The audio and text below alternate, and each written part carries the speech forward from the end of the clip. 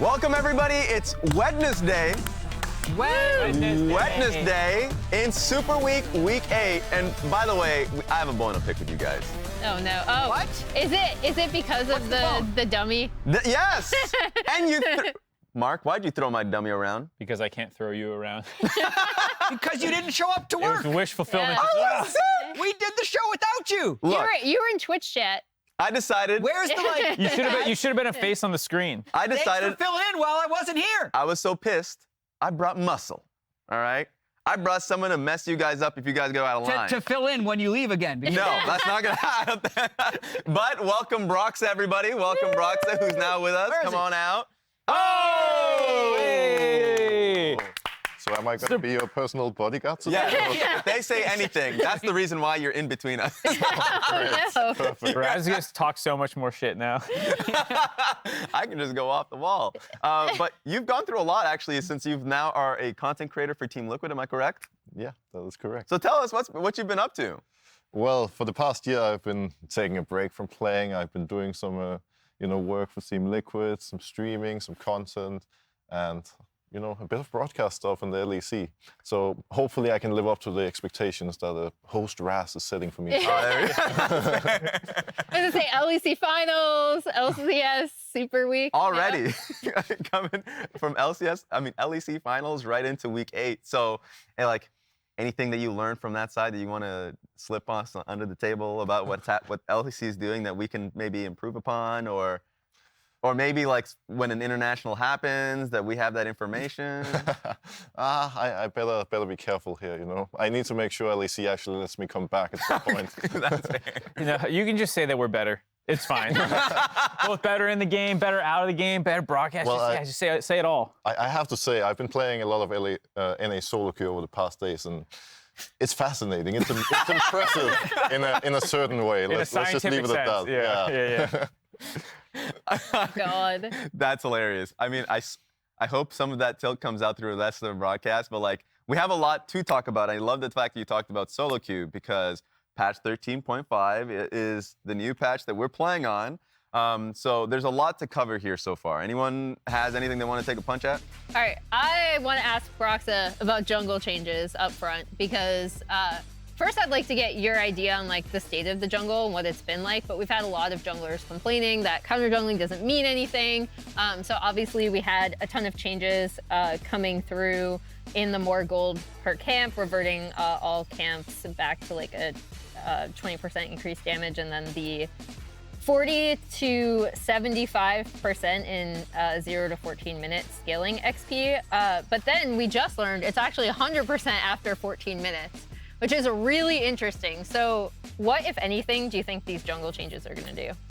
I think it's been really interesting looking at how jungle has evolved over the past couple of years, because last time I played in NA 2020-21, it was very farm focused. There was a lot about, just having a smart, farming path. But now, for the past year, it's kind of changed a little bit towards ganking, because you could full clear your jungle. If the enemy jungle does 3 camps and gets a kill, you're going to fall behind. Mm-hmm. And now, I think these changes are, balancing that out a little bit. So, sure, you're still going to be looking for ganks and stuff, but you need to make sure to clear your jungle. Otherwise, you're not going to be efficient. You're going to fall behind. And at the same time, counter jungling, I think, is also a big change. The 2 teams we're about to see, C9, FlyQuest, have 2 aggressive junglers who are going to benefit a lot from that. So I think it's something we're going to see more already starting from level 1. Speaking about some of the solo queue you've been playing, have you felt the changes? Because I know the few games I play, I was just so annoyed that when someone was just camping top, and I'm like, I'm going to do what I normally do, invade bot jungle, and it just takes you forever to clear the camps. They just respawn. You can't leave anything up. It just felt terrible. Have you felt the changes in your gameplay? Yeah, I've tried to just invade a lot, just go crazy, and literally just be in the enemy jungle the entire game. And you definitely can't take it to extremes, but you can feel the difference. And, it just feels nice that you deal the same amount of damage to both that was sides the of weirdest jungle, one, right? yeah. It feels really great. Yeah. Do you have an idea of what the best style would be right now then? Because back in, let's say when you were in the World Finals, that was a lot about being creative with your early gank paths, and that's a meta that you thrived in. What do you think the best way to play jungle would be now? Well, I actually think it's interesting because back then, a lot of the junglers that were like really creative had a poor jungle clear, but now that we have the Camille little 2 ganks instead. yeah, but now we have the little Pokemon helping us in the jungle. So even if you're playing Gragas or a champion that has a very slow clear, you can still kind of find a good balance. And I think most of the junglers that are played, it's still going to be similar. It's going to be the Sejuani, the Elise, the Vi, and so on that can kind of do both. So I think having champions that have the flexibility rather than committing to, let's say, a Diana that's constantly full playing is important. Cool. So I love that you mentioned the jungle changes. That was probably the biggest change for a lot of people since that was a focus throughout the year. Another change that's not going to make much of an impact in LCS or competitive League of Legends is actually Yuumi. Yuumi got reworked to still be kind of obnoxious, but we can kind of bench that because she's not playable this week, playoffs. So we're That's safe good from Yuumi. news. That's good news. We got him. And through MSI, right? Yeah, my Were understanding is Yuumi yes. free? My that understanding, long? yes.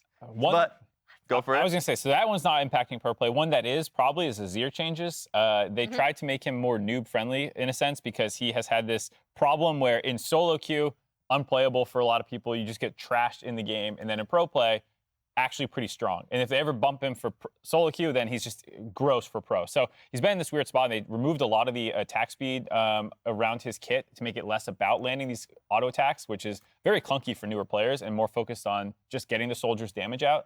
So it should raise the floor. We were debating this actually on the dive. It wasn't on it, but skill floor. High skill floor or low skill floor?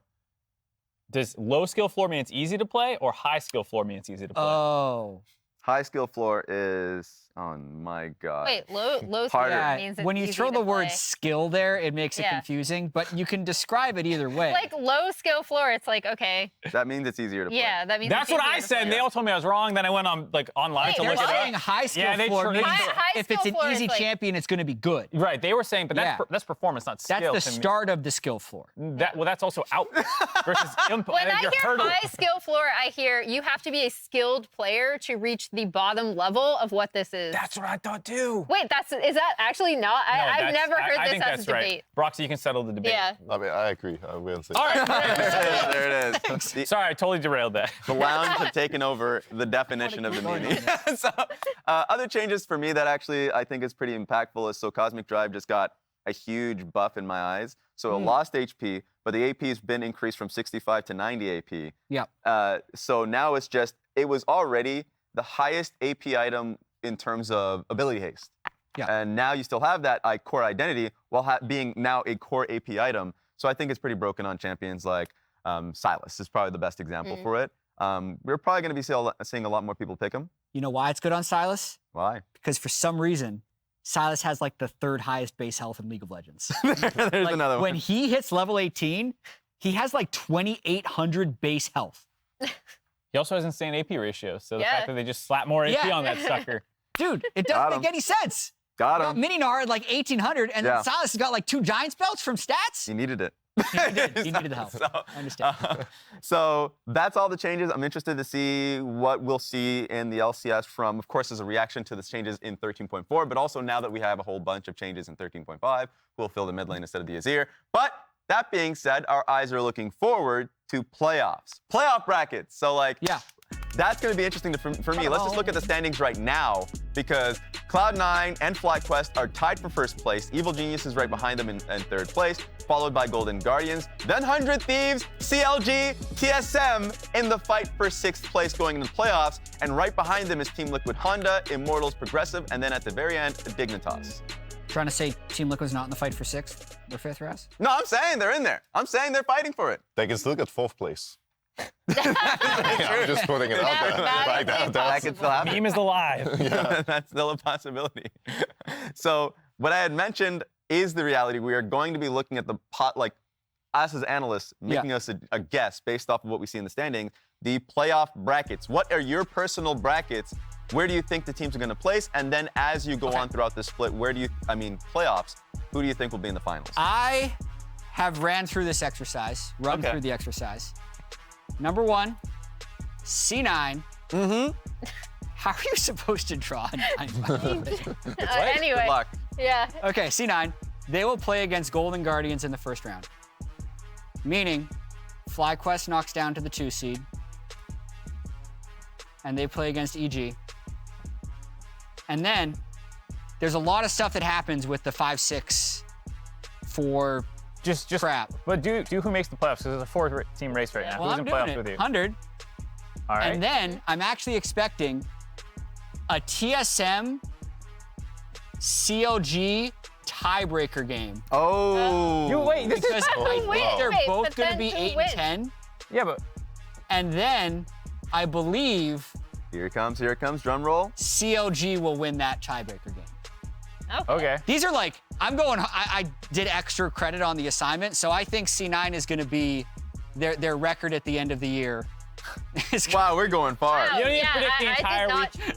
do Et this cetera, et much cetera. work. 100 Thieves is going to be 9 and 9. Okay. Yeah. TL is going to be 7 and 9, and they're going to miss by a game. Just remember, you got to fill out the rest of your Yeah. bracket too. Yeah. I know you're Aren't so you supposed hooked on the whole first You want me to do the whole round. playoffs? I thought- Yes! First Jack, round. where were you in the meeting when we were talking about what this segment was? Okay. It's not predicting. C9, I put it here. Yeah. No, You fill it. It's a bracket. You fill Yeah. it out. C9 is going here, It's March Madness. Already? winning. Yeah. EG is actually beating FlyQuest. Oh my God. The 2-3 drops down here. Man, this takes a long time. The What- fly that's quest. why you were like milking your Yeah, tiebreaker. We're I like, what are you really doing, messed bro? this up. FlyQuest will then win this game. See. But I love the fact that you decided Yeah. that FlyQuest is just going to lose their first round. 100 versus Golden GG. Guardians is going down here. This is a hard one. And then, no, he's knocking him out. Whoa. Just But like that, then, he's going further. What? Whoa. Yeah. Wow. Okay. Put him in finals, why don't you, huh? Yeah, EG's going here. Coward, you won't do it. And then, What are you going to do? What are you going to do, huh? What are you going to do? That's 1G? Oh, All right. with Coward. the champions being C9. That's a lot of check marks. That took a long time. Because you decided to milk the first I'm part. told to clear it. Okay. All right, thank you. All right, Mark, get in there. All right. So here's the thing. I predicted FlyQuest at the start of the year, and like, we might have a bet about that we'll talk about in a Yeah. minute. Oh, but And you decided to not react to But- new information. Why'd you say but? I'm saying but because you're about to say but. No, I'm not saying but. I'm saying I'm sticking with that, even though I don't okay. think it's true. Like, I agree Okay. C9 should be number 1, but currently a lot of my things are hedging on the fact that I see. it's going to be Fly. So Oh. I'll just. Lowercase Wait, y. you just said you don't think it's true. Yeah, I don't think it's true, but I'm predicting it. This is disgusting. You can't just separate you your can beliefs say- from facts. Yeah, you can I say can that believe think whatever the I red team want. is worse, but they're going to win. I guess. Yeah. Well, it's just also like I hope this happens. This is a hope- Yeah, this is a hope-o-meter. This is a hopium version. Opium bracket. This is the most hedged Bivum. playoff bracket I've ever seen. What? It's fine. Edged? He's hedging his bets because he says he thinks the other one's better, but he's doing this one because he's hoping this one happens. Who's fifth? TSM baby. CLG's not making it in. Whoa. I'll just do the jat of taking my number 1 seed all the way through. Yep. Wow. They'll win everything. Woohoo, check mark there. C9 will beat EG. EG then plays up here. Sorry, 100 Thieves, you're out. EG. This is Golden Guardians then. Mm-hmm. Am I crazy? That's the How much do I 2020 hate match. GG? I hope you don't hate I them. hate GG, dude. Let's go. Oh, fix that. no! You Oh. got to have at least one They lower said F bracket you. upset. No. Yeah, I mean, I guess you can, yeah. You're just a non-believer. Yeah, I just, they said F you to me, so I didn't like it. Okay. C9, Took the first EG. one. EG gets the comeback. Look at that. They upset them. They learn from their Wow. mistakes. Fly EG MSI. This is the worst That's bracket you're going to insane. see today, everybody, but I did it. All right, Broxah, Can't we're going to stop. have you go up Up next. next, Oh, yeah. I got to clear it Yeah, for you. clear All right, that you can come up. nonsense. That was disgusting. I don't think people want to see that anymore. I'll show how this is done. Okay, yeah. See, I can say whatever I want because I have Broxah All right. backing me up. Yeah, of course. So I think C9 is going to be first. There we go. I think think, it's 2-4. Good 9. yeah, that's a beautiful 9. We're going to see. It's so hard to type with this thing. Yeah, it's You not guys do great. it so well. C9, FlyQuest. Actually, I don't even have to fill anything else out. I'm just going to put Team Liquid here. Oh my God! I'm going to put God. Team Liquid here. Oh, Put Team Liquid here. It doesn't really matter who Team Liquid goes up against. Someone please send this clip to Steve right now so I can get a raise. That's basically it. Team Liquid's going to win. I like 3-0 it. this weekend. Easily Makes sense. tiebreaker win over Golden Guardians. winning the final. They My have the God. most difficult path to qualify. You sure showed us how it's done. Yep. Yeah. That's totally the right bracket. All right. All right, Emily, All get it. right, I'll go. I think mine's pretty boring, actually. You can go boring. Broxah Yeah. and I trolled. So. Yeah, I was gonna What? say. What? I didn't So, That's completely realistic. so I think, like Mark, I also bet that FlyQuest is gonna be higher than C9, but I actually think that I'm wrong. So There it is, realism. Self-confidence right there. I react to the data available. I deny it all. Good, good. Climate change. GG here, EG here. I actually think, let's see, I do think C9 is gonna go to finals. Who's making playoffs Here, for you? I actually agree with this. 106. Yeah. TSM 5. And So who are then you predicting in the TSM 100 game today? I forget actually. Okay. We'll fly it later. I actually don't remember. I didn't do as much homework on this assignment as you did, Jet. So GG is gonna lose, so that'll be here, and then GG here. This is interesting. Fly EG is a very difficult first Yeah. round matchup. Where's the faith going? EG. EG. Man, people are out on But FlyQuest. then The disrespect. EG will be Yeah. here. What have you done for me lately? Kind of. That's Yeah. actually just what playoffs is about, to be They've fair. still only lost 2 games in the second round robin. Like, And there's This is a super smear interesting. campaign by salty other players like C9 guys all Yeah. being like, no, they're not good. FlyQuest sucks in scrims. I'll go that. C9 is trying to ruin their self-confidence. There we go. I think people are That's sleeping my on FlyQuest final. for sure. Okay. Yeah, And then I'm glad you're with if me. this is a best of 5, it's actually really, really freaking interesting. Right now, I think C9 would win, but I do know that the team they're the most afraid of is EG. So, yeah, I think that would be that's kind of the final I want, because I think that best of 5 would just be a banger. All right, I like this. I like the fact that you mentioned you didn't do nearly as much homework as Jet. I'm under the same predicament, so you know what? I'm gonna do mine tomorrow. Hiding it. Actually, also we're kind Wow. of running low on time, but for now, I will say thank you for Broxah. You're gonna be doing the first cast. But for us here at the desk and for people out there, we're gonna be starting the show, so let's get it going.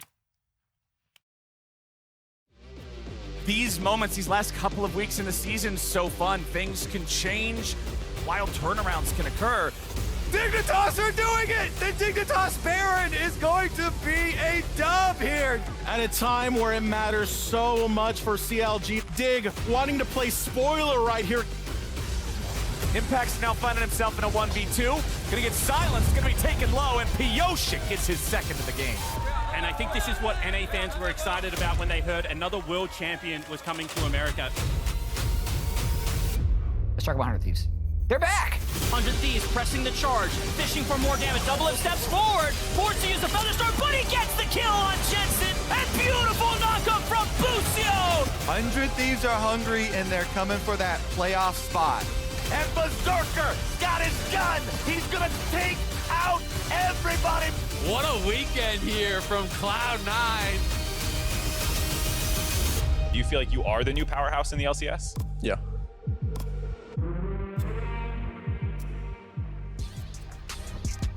All right, a lot to look forward to. Cloud9 versus FlyQuest. Number 1 versus number 1 as our first game of the day. Golden Guardians into CLG, then 100 Thieves into TSM.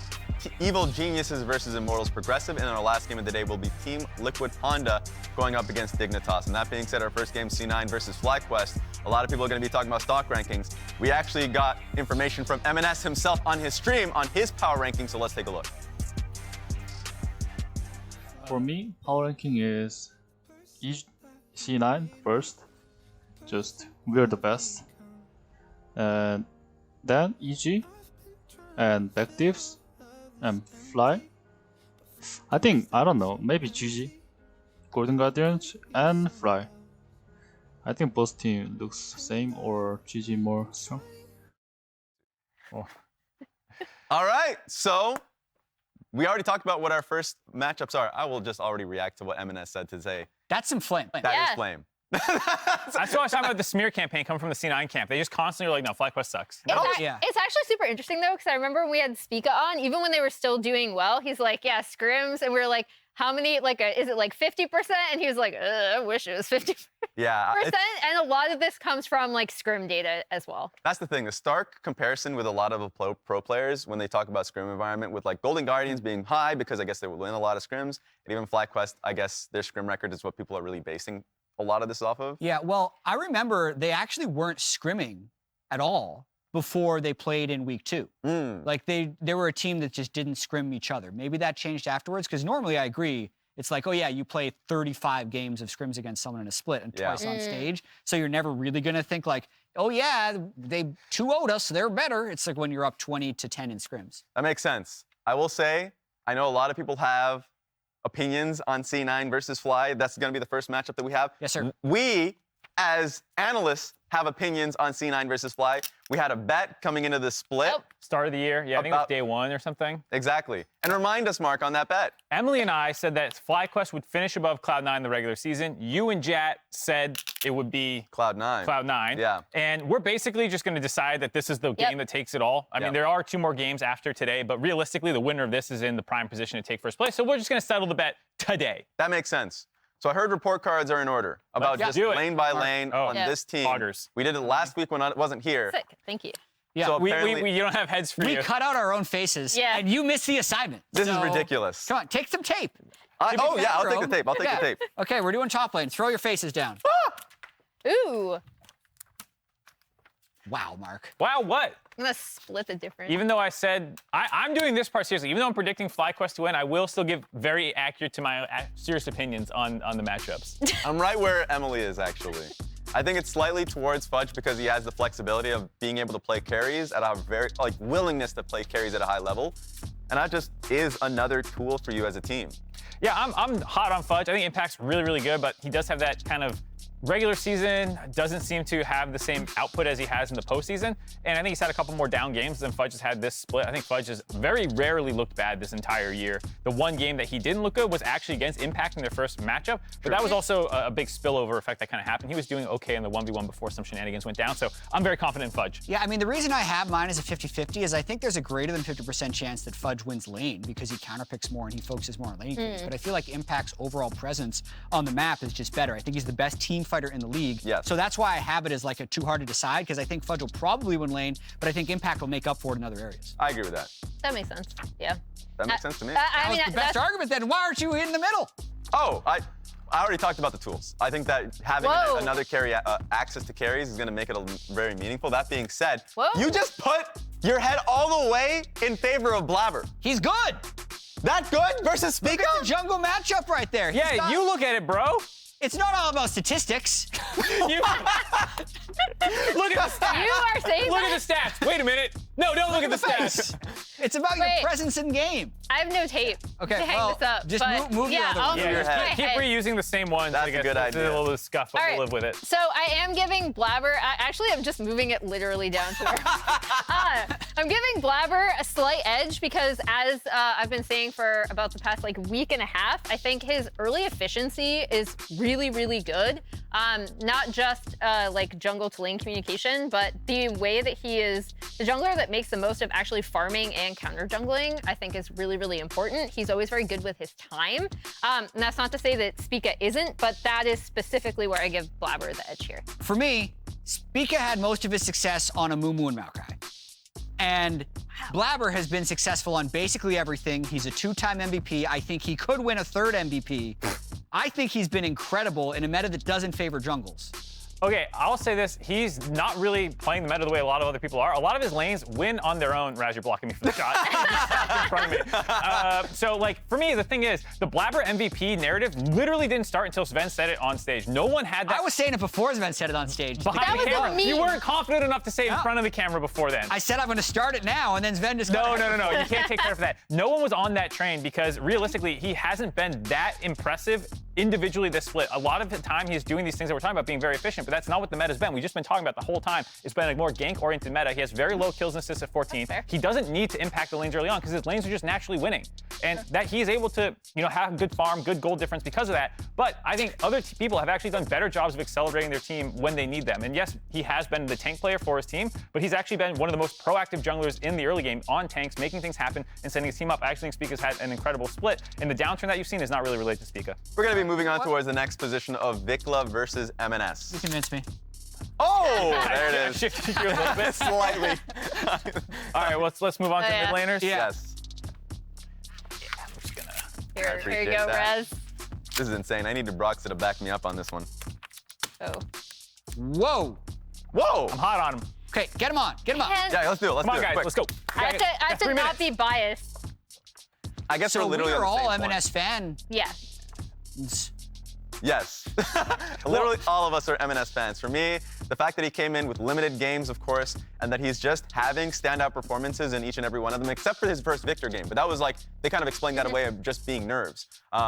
He has just been spot on. He's been getting a lot of the counter picks for his team, and for good reason. I think the way he plays throughout side lanes with Blaber has been on point, and it's actually surprising for me. With him playing alongside Blaber, I expected more time to be needed for them to play well together. That has not been the case. Yeah, he's been phenomenal since he came in, and I think one of the things that I actually really appreciate about VicLa, watching him in the LCK, is his aggression, right? Like, he will go in and try to make plays, and we've seen kind of the negative side of that a little bit more in the past few weeks. So I think for VicLa, it's about communicating with the team better so that when he does make those risky plays, they pay off. All right. We all are pretty much in agreement on Emenes, so we can just move on towards the AD carry position of Berserker versus Prince. Oh, right down the middle. Berserker. Wow. I like this. We could talk about bot lane alongside each other since they're literally the same role, so why not? I'm putting it right next to that. This is incredible recency bias. Yeah, like. Oh, we're all in the same zone. Yeah, I give the edge to Prince. Except your head is growing right off of Mark's head. Yeah, Prince started the split incredible, but I think his last 2 of 3 have been pretty poor, and it's like, it reminds me of the things that Stixay and Licorice talked about of like, when you're on a good team, you can make mistakes and still win. When you're on a bad team, you make one mistake, the game's over. Prince has been making like multiple big mistakes within the same games in a couple of instances, which just has me not as high on him as runaway MVP. You know what? I kind of agree with you. I'm going a little bit off how good he was in the regular season for a lot of it for Prince, but if you're talking about just right now, I think Berserker and him are pretty heads up, and Berserker's had the better games more recently. Yeah, I will say Prince has been targeted a lot more than Berserker has. Like, I feel like other teams have figured out, like, okay, we are just gonna slam bot lane against FlyQuest, keep him down so that then he can't pay off in later team fights, and it has worked pretty well. And I agree with those sentiments. So, like, just overall thoughts on Zven versus Eyla. It is right now? Eyla that I saw on the camera just now. Okay, so I it's was not gonna Winston. say I was checking because there's been a lot of conversation about whether or not we'd see Winston back. It looks like FlyQuest is sticking with Eyla, but I just still think that Zven. It's hard for me to separate the two between Berserker and Zven, but I think he's been really strong. Yeah, I think Sven's had a really good year. I think he'll probably get an All-Pro nod. He's been consistent. It's time he gets his recognition after asking for it on the dive. Yeah, and the laning phase has just been really strong from both Berserker and Zven, so it makes a lot of sense there. And I want to get straight towards our predictions. For the all day. of us. I was a little upset last week when I actually had the different predictions that I wasn't there, that I was sick, so I'm upset on myself, actually. So let's see what the changes are. Fan votes are also incorporated. Any big changes? Well, I mean, I guess I'm the only one predicting FlyQuest because, like I said, it's actually just sticking to my guns in the bet. But other than that, it's a pretty testy day for the first 3 games. We are apparently allied with the fans.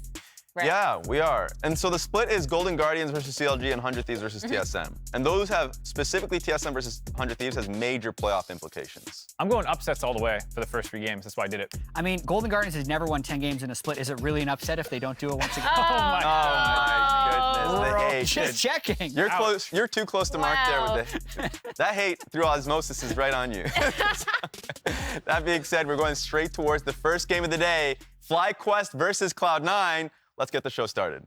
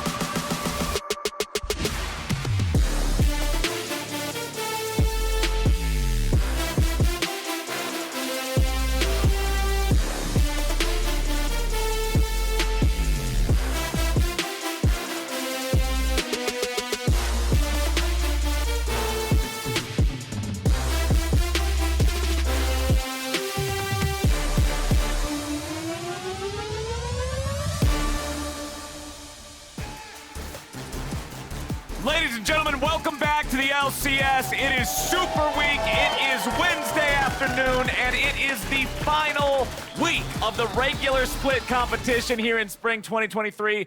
It is my honor to introduce to you, you know him, you love him, and if you're like me, you definitely missed him. It's Broxah joining us for the first cast here, C9 versus FlyQuest. How you doing, buddy? Pleasure to be back. I'm excited about this. Casting with the two of you, it can only be a great day. Yeah, it should be a lot of fun. Also, what more could you ask for as far as the match? We got the two teams tied at the top of the table, both looking really, really good. Cloud9, though, has been on a tear lately, and I think this is a bit of an opportunity for FlyQuest to kind of stake their claim on the league again, because they have been slipping, they have been picking up a couple of losses, and people are starting to look, hey, maybe they're not actually the best team in the league. Yeah, now they get that chance to prove that they're the real deal, and I think so far, you know, I actually like this ban phase from C9 a lot. Just taking away the Scion, because I saw he's 8-0 recently at the LCS, wins every game. Impact pretty scary on it, I can respect it. The Scion, very, very powerful there in the top side, especially with a player like Impact. But we've got the Vi, Scion, and Caitlyn banned by C9. Lee Sin and Gragas banned out by FlyQuest. Let's see what the last one for them is going to be. Quick reminder, even though these are the two teams at the top of the table, remember that FlyQuest won the first time they met one another on the Rift. So if FlyQuest wins here, it's also huge, because it means if they end up tied, no tiebreaker, FlyQuest just gets it. That would feel great, but they got to get through C9 again first. Varus, the final ban in the first half of the draft. I'm curious to see what they're going to prioritize in the AD carry pool now that we're playing on the new patch, and Caitlyn was nerfed, still was banned, of course. Saya has been nerfed, Varus is banned away. Maybe something like Zeri, Aphelios is going to start being prioritized here by FlyQuest. Yeah, it'll be interesting. I mean, Zeri has been so high pro for both these teams. Zven actually did play a support Annie game the other day. I think it was last week, and I think it was actually with a Zeri as well. So it is possible that we could see that brought out from either side. With Vi banned out, that's always kind of the jungle lane that we see a lot in the LCS to the Zeri, get some of that point-and-click lockdown. So don't mind it as a takeaway, especially because we did just see the Annie Zeri pairing for Cloud9 last week. Lulu locked in next to that Zeri for FlyQuest. They're immediately prioritizing that bottom lane duo. Prince, the desk talked about it a little bit, talking about how 2 out of 3 of his past 3 games have not been super impressive, but before that, he was just putting on a clinic for the whole league. Zeri's one of those champions that can absolutely 1v5 or 2v5 with a pocket Lulu, but that's the kind of thing that I think FlyQuest can play around, but they got to be ready for whatever C9 might be trying to do to apply that pressure there to the bottom lane. They are! Oh, baby, it's Draven for Berserker. And that's his first game on it this split. I know he's brought it out in the past in LCS. He's one of those guys who's comfortable to play Draven. We don't have a lot of Draven players in the league, but this is one of these champions that you can really punish some of these more greedy scaling matchups in. You can look to get hyper aggressive. And if they go Wukong here, maybe they're just going to send Annie bot, have the potential gank set up there, you know, bring Ignite, call down your jungler, and say, even if Spica is going to show up, we're going to win this 3v3. Yeah, I think it makes a lot of sense to take the jungle pick here. Make sure they get a prior pick, because otherwise FlyQuest could take their choice, ban 2. And with Draven, like whether it's Annie, Nautilus, Leona, it doesn't really matter. They just need one of the all-in supports and they're more than happy. FlyQuest has had Spica on a lot of tank duty, a lot of Demonic Embrace champions earlier on, but he's defaulted back into the more standard pool after that was nerfed. And it looks like this time they're going to put him back on Sejuani. So very standard stuff here for FlyQuest with a strong front line, supportive Enchanter next to a hyper-scaling AD carry. C9, full aggro in the first half. Neither side has drafted a solo laner yet, as long as that is Annie support. Again, it still could flex. We'll see what they want to do here in the second half as FlyQuest bans LeBlanc first. Yeah, I'm so interested to see where the teams are going to go in the second half of the draft, because, I mean, first 3 for FlyQuest is like full scaling, right? It's all about those later stages. I do think that, you know, C9 is going to be wanting to play a lot more aggressive.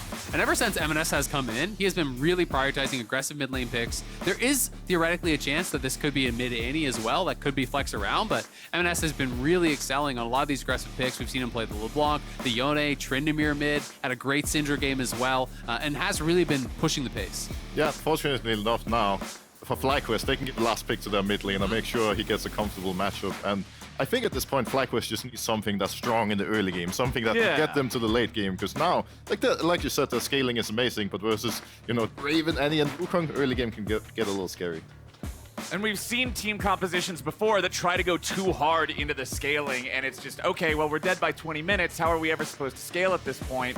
So FlyQuest bans out Nautilus as their last ban in the draft. They're saying, okay, there's still a distinct possibility that Annie could be not in support. We want to cover those different possibilities here. Jax, the final ban for C9, expecting FlyQuest to probably go for this top lane pick first, I would think.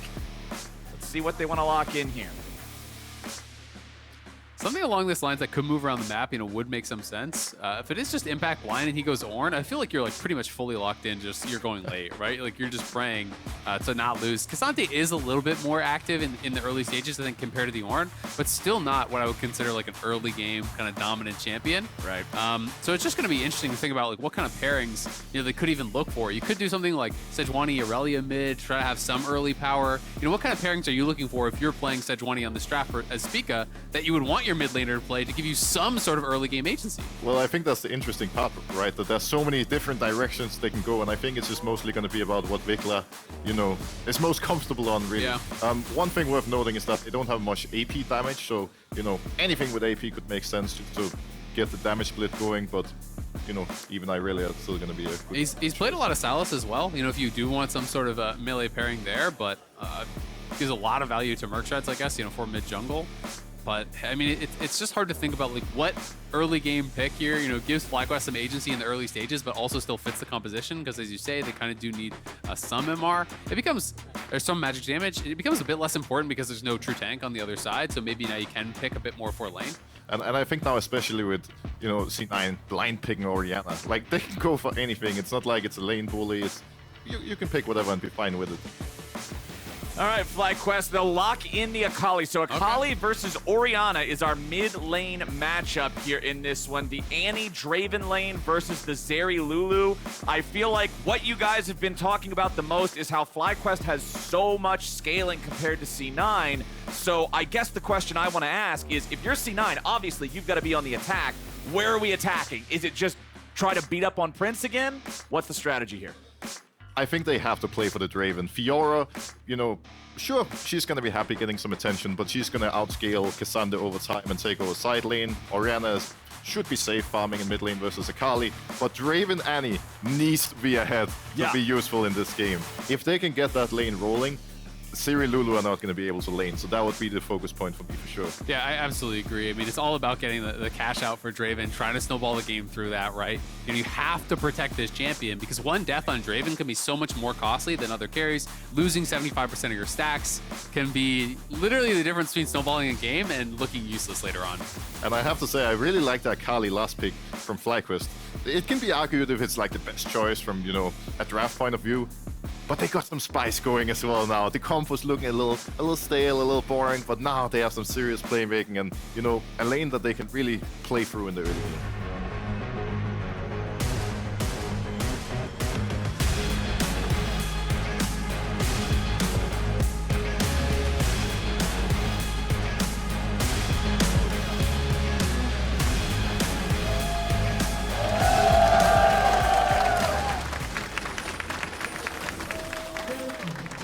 All right, let's rock and roll. Cloud9 versus FlyQuest rematch to kick off Super Week and the final week of regular play here in Spring Split. CaptainFlowers and Azael here casting with Broxah in the tri-cast for our first game of the week. And we have the Draven Annie. Draven with the cleanse here. Berserker respecting the fact that he does not want to get one shot locked up in any sort of CC if Spica comes down there to gank, if he gets polymorph, something like that. But man, I'm really excited to watch this bottom. Yeah, same. I think, both junglers should be pathing towards bot lane here, realistically. For FlyQuest, it's going to be about the defense, just making sure nothing goes wrong. For C9, they want to kill people. I'm also really interested to see, normally you wouldn't talk about the Orianna because it's kind of more of a boring lane. But Emenes, his first game that he debuted on was the Victor. That was his worst performance by far. And since then, he hasn't really been on these kind of scaling control mages at all. So it'll be interesting to see how he's going to perform in a very different role for the team. Because largely it has been about playing through mid for Blaber and Emenes. They've been enabling him, allowing him to play really hyper-aggressive. In this matchup, you're talking about it should just be a farm lane. You want to play towards bot. So can Emenes really stay safe, farm it out, and play just a kind of quiet, controlled game where he can then have a lot of value in those later stages. Well, we saw Emenes on the Syndra last week, and it went just fine. It's not like he was the main reason they won the game or anything, but he certainly had a better game than he did on the Victor way back at the start of the split. One thing I also want to point out here, because we're talking about both junglers needing to pay attention to the bottom lane, remember that last week in FlyQuest's upset loss against Team Liquid, it was Pyosik outplaying Spica in the jungle. Spica was trying to cover Pyosik, make up for where those ganks were going to be, but Pyosik got bottom first. He was making things happen more often, and so I want to see if Blaber can navigate the game the same way. I want to see if he can outpath Spica, outbrain Spica, and get that Cloud9 bot lane rolling.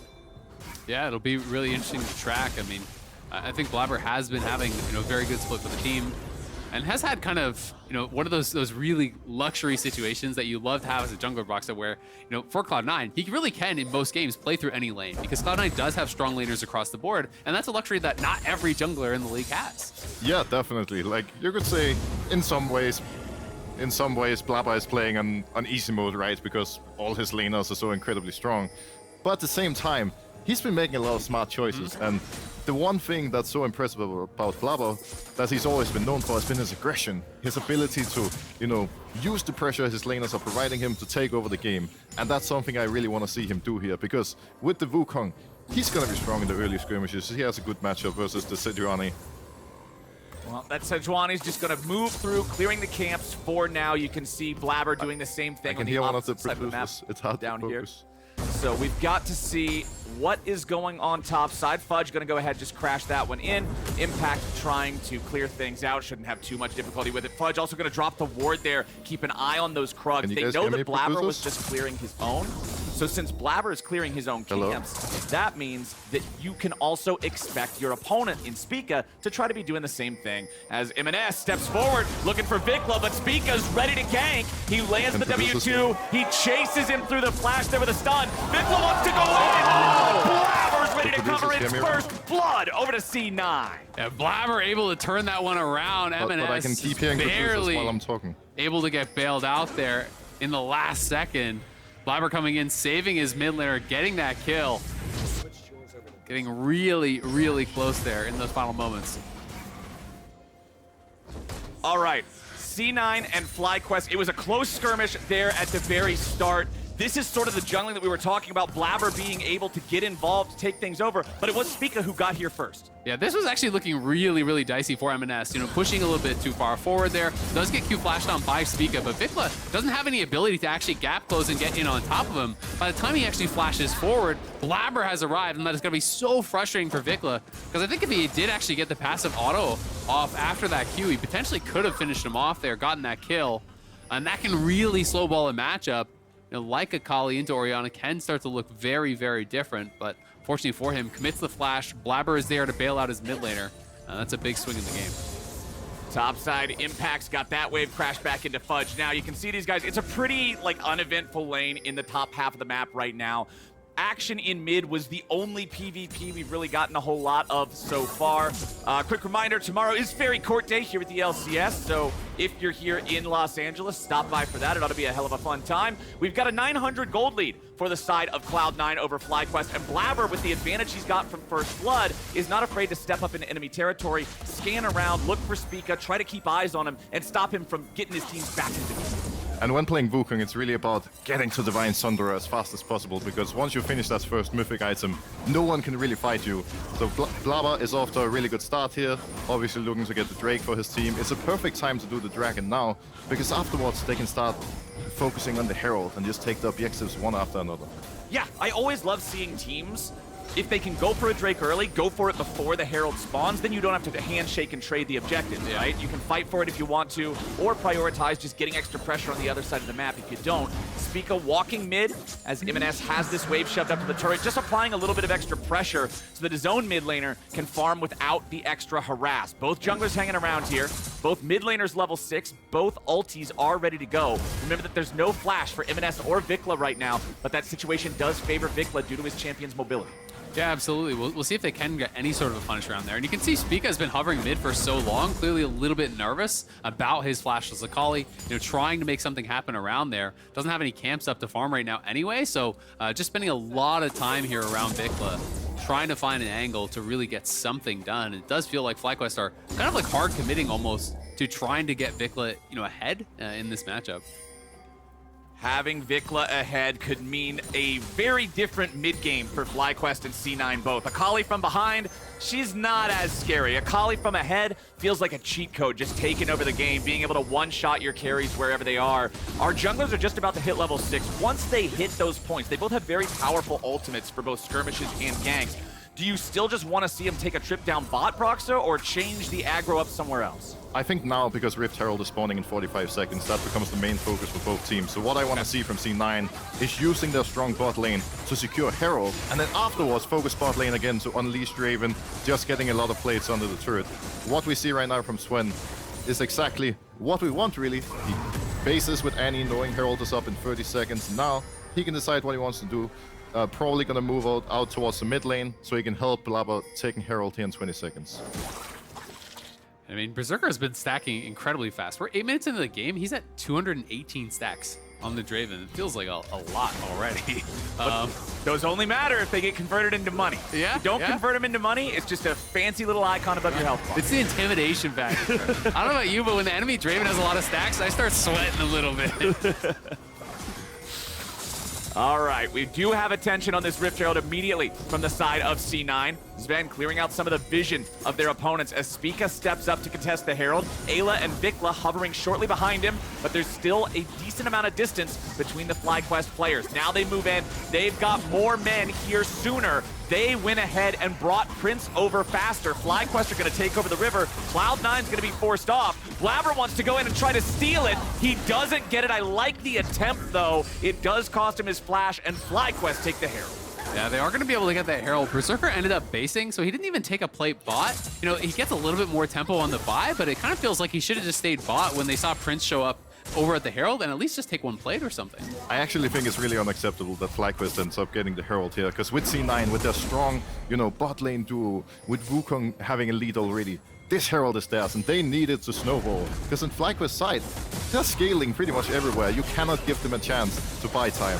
Well, right now, Fudge is trying to buy time for Blaber to get in and help him out. Impact tries to go unstoppable, but Blaber swoops in, and again, it's Blaber ganking second and coming out on top. Spica tries to fight back here a little bit, gets the stun, gets away, but C9 win another solo lane and jungle 2v2. And that parry from Fudge was huge. He parried the Sejuani ultimate, which actually stunned up the Cassante as well. So perfectly timed there on the parry, gets him space from the Cassante, allows Blaber the time to come in, finish off that kill, and get even further ahead. He probably has his mythic completion gold, or just about here. He's just base, so yeah, only needs a couple hundred more gold, and he's gonna have his mythic here. We're only 10 minutes in.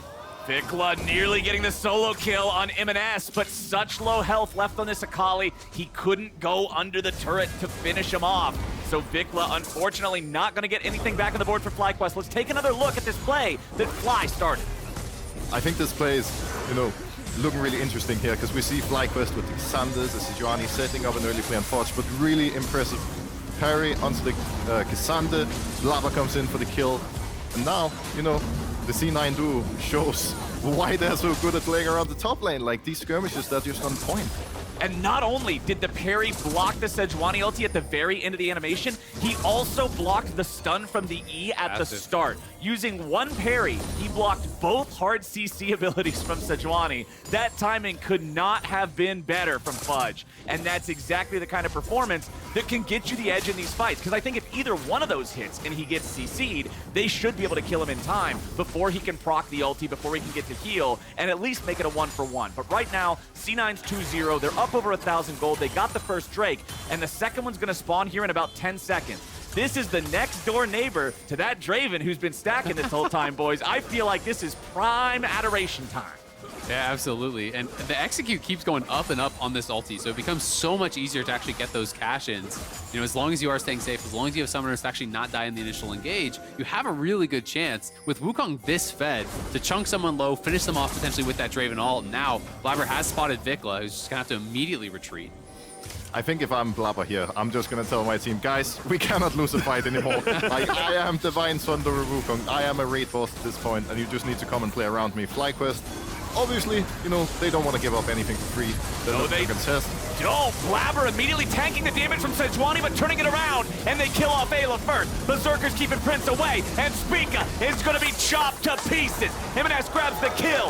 C9 gets 4.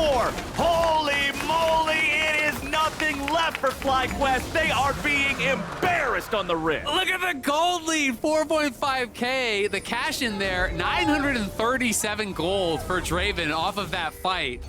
That is massive just from that passive gold, plus the kill gold he got for himself. So he's sitting on almost 3K now as he goes to base here on the Draven. So that is terrifying.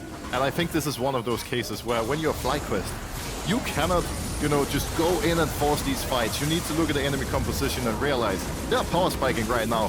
Draven is monstrous even though he didn't get the cash in yet. Wukong is unleashed. And, you know, it's not even close. Like, just take a step back. It's okay. Yeah. You don't have to rush anything. And then this happened the entire time. This was a separate fight. Fudge finding the ulti onto Impact, hitting the vitals he needs to hit. Impact wanted to use the all-out to get back to the safety of his turret, but it wasn't safe enough. The vital spawns where Fudge can hit it, and so he gets the solo kill across the map. This is a 5,000 gold lead at 13 minutes, my friends. We said that C9 needed to snowball. They needed to build advantages against the scaling that FlyQuest drafted. 5K at 13 minutes is quite a lead. I mean, the gold gap in all of the carry roles right now is enormous, right? It's like 1,500 mid, it's 1,200 bot, it's a good 1,200 or so top. It is just crazy how far ahead they are.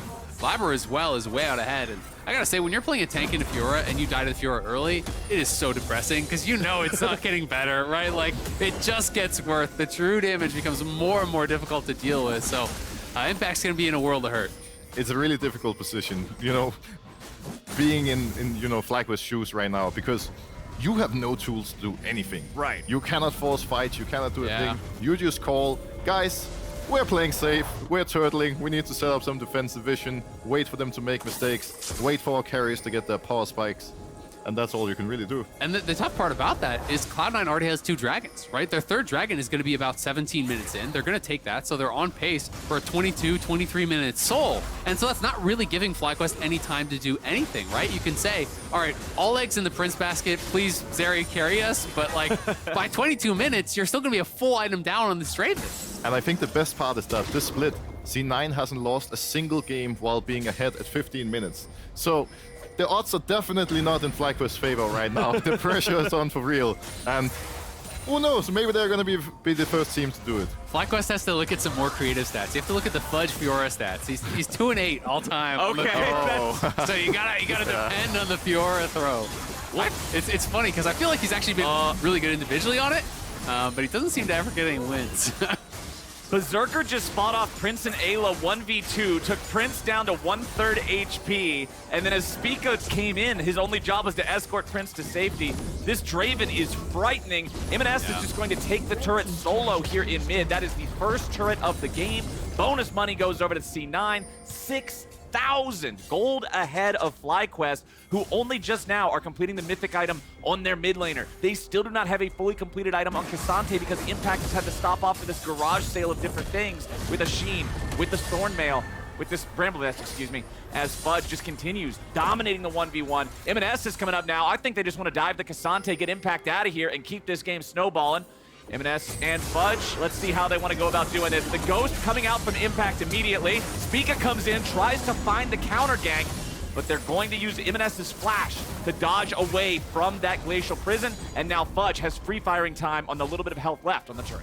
And you know that Cloud9 feels comically ahead because they didn't even call their jungler up front. They were doing the Herald at the same time as they're setting up a dive on top. They can kind of just do everything at once because they are this strong. And FlyQuest is having a bit of a hard time responding because there, Eyla was sitting all the way down bot lane with his Akali while Prince and Zeri was roaming towards the top lane.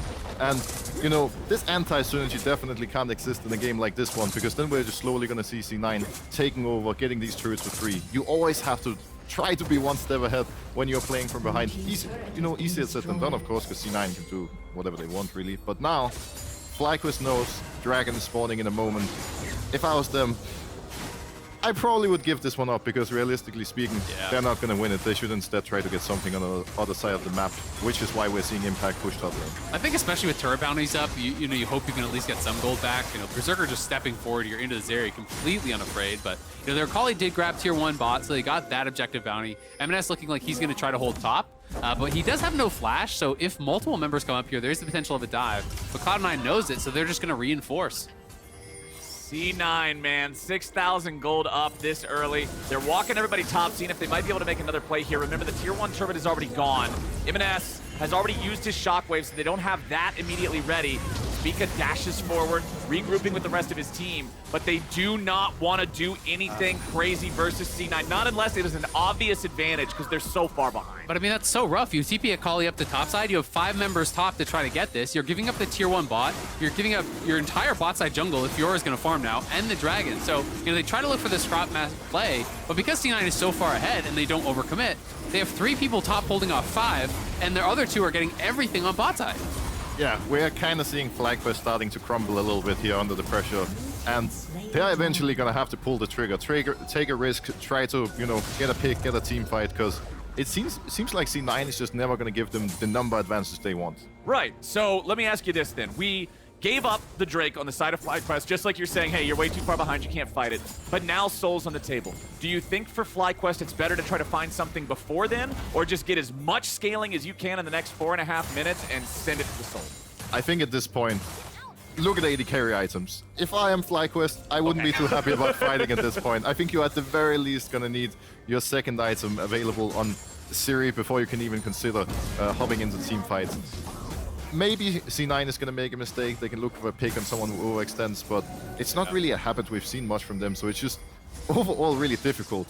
I'm getting flashbacks right now to a game we had on Fnatic many years ago where we were in the position FlyQuest is in right now, and the only call we had was, guys, hope Broxah steals Baron. There's no hope anymore. Put the defensive vision topside, try to steal the Baron. For what it's worth, we actually won that game. Did you steal the Baron? Oh, that's where the FlyQuest Broxah meme started. I stole 2 of them. So maybe Spica can do the same. We'll see. Well, right now, Spica's being chased away from his own red buff as C9 is looking to steal every possible resource they can. Blaber's smite comes in true as the teleport from FlyQuest. They're calling their moment. They want to go in now. Blaber's the target. They go over the wall there with VicLa, but Blaber's right back onto him. Blaber looking for the kill, and they've already killed the enemy mid laner. He's on a rampage, and Impact is next. Unstoppable? I don't think so. Fudge takes that kill and reposts some of the CC that would have come after him as he chases after Prince. A wild growth is going to allow the remaining FlyQuest players to disengage, but they went for the moment. They could not find it. I think it's curtains for FlyQuest. Yeah, it's looking pretty much over at this point. Already an 8K gold lead. We're not even at 20 minutes here. C9 are just snowballing this game out of control, but you can't hate FlyQuest for taking those opportunities, because when you're this far down, if anything presents itself, you've pretty much got to try to take a swing, whether it is looking for a crazy Baron steal or going for a TP flank. It's got to be something. You never win this game if you play it out slow. I think the only problem is that in this case, they went too far out of their own vision. They were fighting on C9's terms, and you're going to want to wait for them to move in deep, jump them, on your own vision, so it's a little bit harder for them to respond. Obviously a good attempt. Did get 1 kill on the Akali, but still a long way to go for them, unfortunately.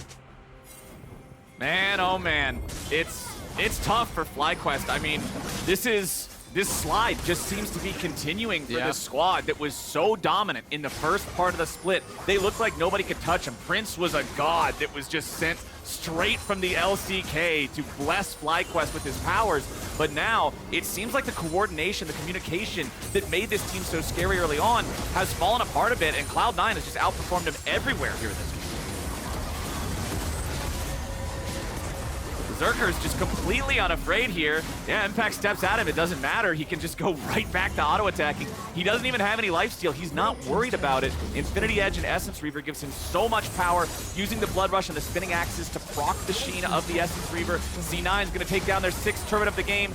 Everything outside of the FlyQuest base has been crushed to the tune of a 10,000 gold lead. Yeah, it's getting really tough here for FlyQuest. And I think at this point, it's almost just trying to stay positive for the rest of the games in the Super Week. They still are in the fight for first seed here, but Cloud9, really doing a number on him. And people were already starting to have a lot more questions about FlyQuest, and having confidence going into playoffs is so important, right? Yeah. It doesn't really matter if you were 8-0 or 9-0 earlier on in the split. If you go in on a low into playoffs, it can be very, very difficult.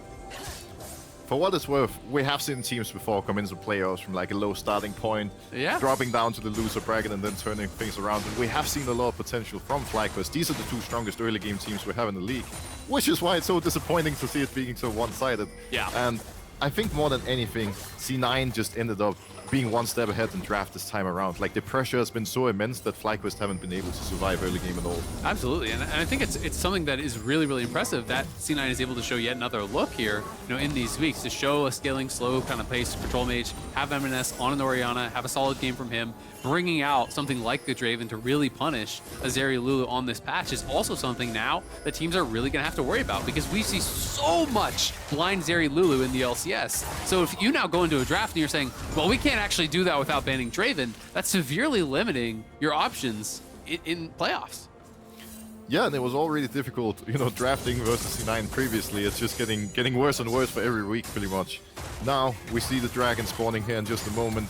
FlyQuest have now realized they're unable to fight for it, so instead, they set up some vision around the Baron.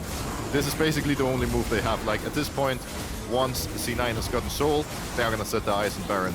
Because, I mean, technically, they're not gonna need Baron to crack tier 3s at this point. But it's a nice bonus, and obviously FlyQuest, they want to try to, at the very least, beat out to attempt a steal. Yeah, exactly. I mean, you try to keep some sort of vision, so maybe you can get that miracle steal. I feel like when you're this far behind, the only thing you want to come out of your base for is a potential Baron steal and maybe an Elder. Because Elder is one of those things that can kind of sometimes erase all of the lead. If you can get that Elder steal, it has so much power that it is a lot of copium to think that you'll get there and steal it. Right. But, that can be kind of the hope that you can hold on to.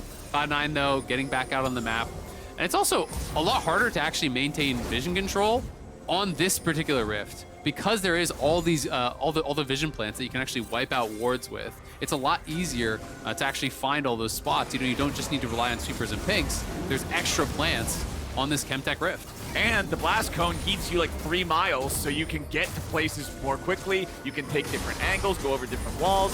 C9, again, pushing into enemy territory, looking to make sure FlyQuest cannot safely approach the Baron pit. Fudge and Zven go over the wall. If they can get Spica, they know it's not going to be a Baron contest anymore. It's just a Baron beatdown. Wild growth from the Lulu. Eyla doing what he can to make sure his jungler doesn't die there. Spica's hurt, but he's not entirely out of the picture just yet. Berserker goes in here from the flank. They're going to force FlyQuest back out. The flash from Eyla, the flash from Spica, both had to be used there to survive. The blast cone gets popped. So now if Spica wants to go in, it's got to be an Arctic assault over the wall, and it's a one-way trip. It's just so easy to zone him out, though, right? If you don't have flash, it feels so difficult to ever get in. They see him coming over, so Fiora can just go over the wall and start to actually push him away. They have the stun on Zven. They're just going to finish the Baron and look for the fight. Yeah, they're going right in. They throw the Whirling Death over 3 or 4 players at FlyQuest. They find a little bit of damage. They're not going to force anything further right now, but they've got Baron for the next 3 minutes. Everybody's going back. They're all going to shop. I feel like this is the end of the game here. They got to be going for the throat in the next push. And now C9 can really decide how they want to, use that pressure. Traditionally, we're going to see a 1-4 push at this point in the game, but with Fiora, they could really go 1-3 run and just pressure everywhere, giving FlyQuest no chance to breathe. The only downside of that is FlyQuest can easier create a man advantage, and for that reason, we're seeing them set up the 1-4. Now their goal is going to be to help Emenes push out bot lane so he doesn't get caught. Once they have to push in both mid and bottom, FlyQuest are going to be in trouble. Spica having to run away there. Oh, Zven, that was a little aggressive, buddy. I don't know if we're going to be able to Without sending the message. Yeah, he's just flashing the Pega Frog over and over again after that flash. That felt personal for sure. Yeah. Well, C9 is about to crack the base of FlyQuest. Berserker gets caught by the Arctic Prison, but it won't matter because he has the cleanse. He's ready to immediately respond. The tier 3 turrets fall in 2 lanes almost simultaneously as FlyQuest falls back and the inhibitors are under fire. Tier 3 turret in the top lane could be their next target if they want to go for it, but they may not even need to. They got 2 minions, 2 waves of minions crashing at the exact same time. C9 pushing towards Nexus turrets now. First one's about to melt. VicLa goes in, but the Akali is about to die before he even drops the smoke. Eyla gets popped, and now Prince is about to be next. He can fall back, but the turrets don't move, and that means they're both out of the picture. Spica tries to tank up here on the front line, but Cloud9's got way too much damage. Prince wants in, but Berserker wants him out. He goes on a killing spree and takes out VicLa. Prince flashes back into the fountain, but it's all he can do. Zven and Berserker keep him zoned away, and Berserker nearly getting him, but it won't matter. It's 12-2. It's a C9 win. In a game between two teams that entered tied for first, we just saw one of the most one-sided stomps of the split. Cloud9 in only 26 minutes destroy FlyQuest and are really sending a message here going into playoffs. I didn't know what to expect going into this one, to be honest, but I wasn't expecting this. This was wild. Wow. And I think a lot of it came from the early leads that we got to see. It was Spica ganking first in both mid and top. Both solo lanes saw an appearance from Sejuani first, but they also both saw a counter gank from Blaber, and it was the counter gank both times that paid the dividends. Yeah, I think just all in all, throughout the entire game, Blaber was in control. He had a lot of pressure from his lanes, but he was always one step ahead, utilized it in every possible way. And, you know, it started all the way from the first Dragon. Like, he was just on point, doing Dragon at 540, and then, you know, Spica could never do a thing from there. Yeah. And that's one of the things that I really do like about how Cloud9 plays and how Blaber plays in particular is they play so much around the strengths of their lanes. You know, we saw this last week a lot when they are playing these pushing lanes, when they are having an advantage, they're willing to look for invades. They're willing to back up their jungler and really expand the advantages there. You know, not just taking slight CS advantages in these lanes. They're going to look for invades, steal away the blues, pressure you on Dragon, really test you constantly. And it's very, very difficult to play against a team that's going to do that. You know, as the enemy jungler, you already are playing, you know, kind of on the back foot in this matchup. You're already playing a team that wants to scale more. Now all of a sudden you're behind. Now all of a sudden you're being invaded on. Your options become so limited so quickly because with pushing lanes and all these invades, every gank you're looking for is also warded out. So it becomes really, really difficult to find anything that actually looks like a good play. And I have to say, I think Spica did a pretty good job defending his camps. Like, he actually never fell behind at CS, but because Blaber was always one step ahead in terms of like counter ganking and making plays, looking for objectives, he couldn't do anything. I feel bad for him, honestly. It's like the worst position to be in as a jungler. You on your Sejuani, once you're level 6, you have so many options. Oh, well, normally you do. This time you didn't. Well, unfortunately, none of the options brought FlyQuest back into the game, and Cloud9 was dominant. We're heading to a break right now, but once we get back, Fudge joins the lounge before Golden Guardians and CLG go head-to-head. See you there. 10 minutes ago, I talked with Prince, and he said he watched my stream, what I said about power ranking overshares, and he said he's so angry, so he will focus today a lot. As Emenes steps forward, looking for VicLa, but Spica's ready to gank. He lands the W2, he chases him through the flash there with a stun. VicLa wants to go in, but Blaber's ready to cover its first blood. Oh, Blaber immediately tanking the damage from Sejuani, but turning it around, and they kill off Eyla first. Berserker's keeping Prince away, and Spica is gonna be chopped to pieces. Emenes grabs the kill. Holy moly, it is nothing left for FlyQuest. Red Bull gives you wings.